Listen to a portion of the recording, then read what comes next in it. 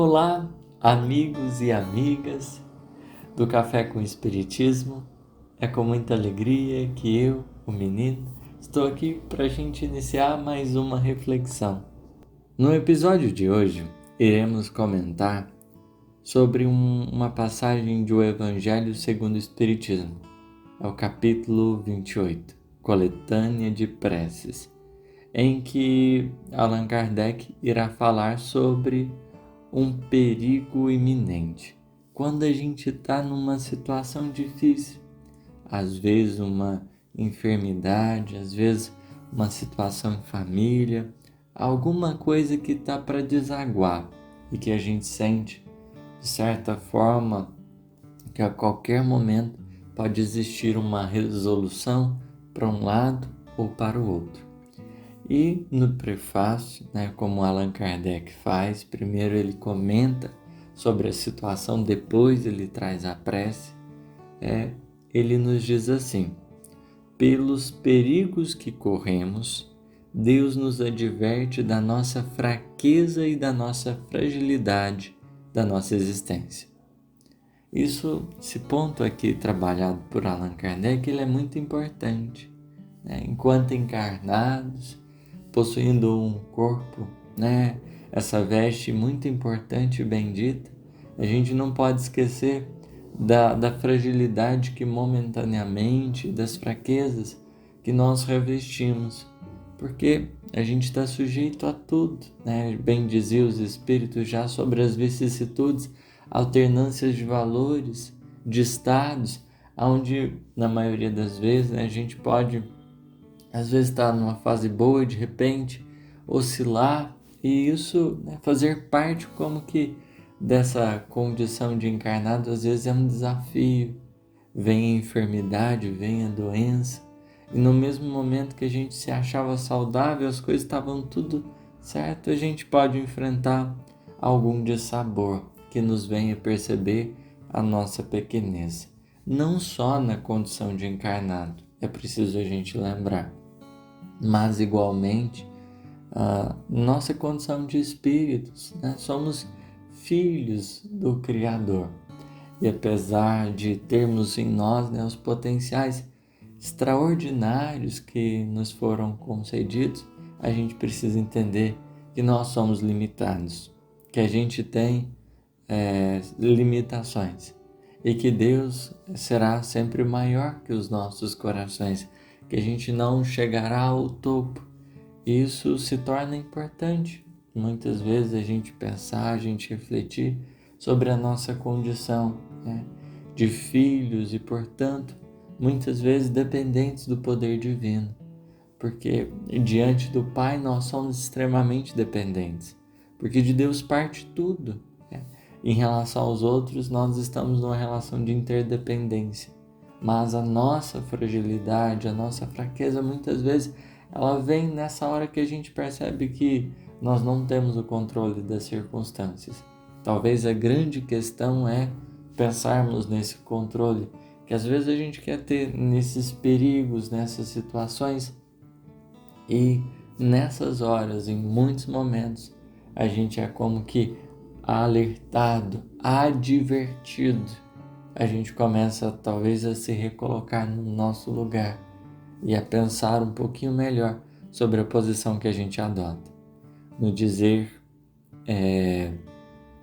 de Allan Kardec, ele nos mostra que a nossa vida está em suas mãos e que ela se acha presa por um fio que pode romper-se no momento em que menos esperamos.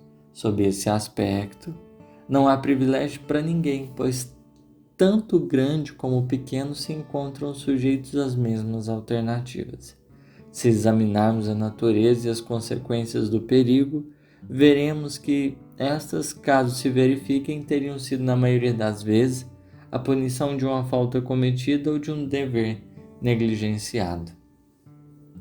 Então, Kardec é bastante claro ao colocar aqui para a gente pensar sobre a questão do privilégio.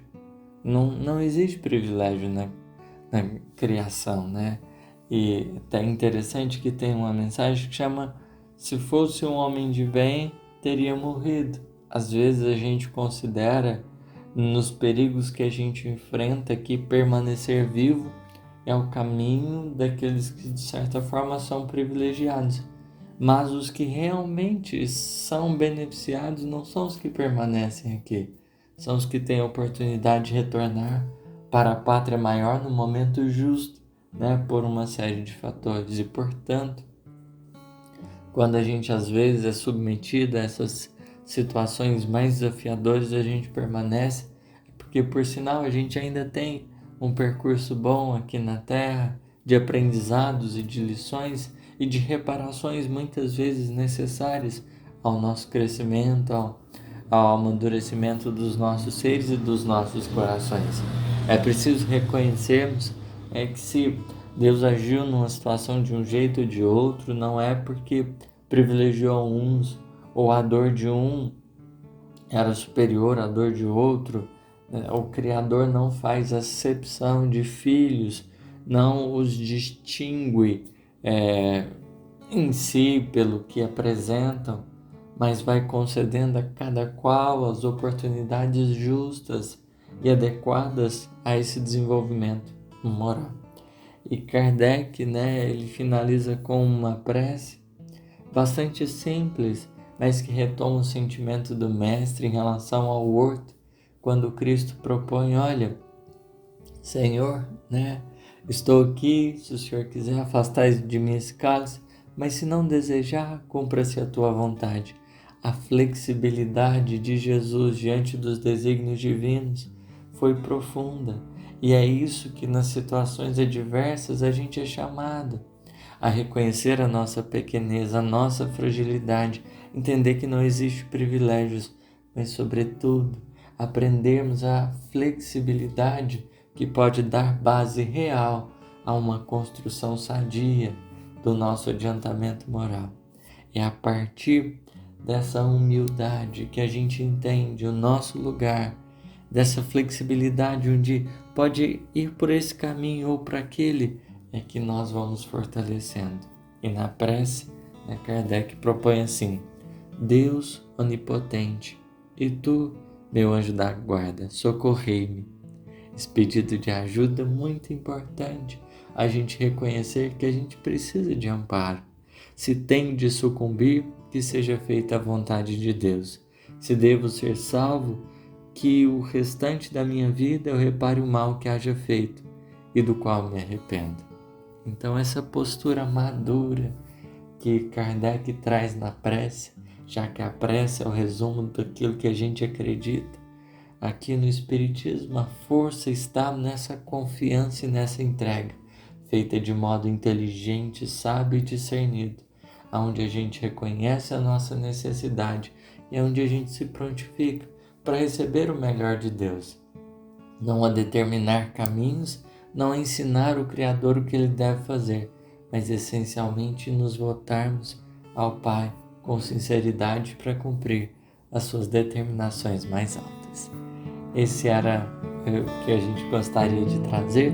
Obrigado pela atenção de todos e até a próxima.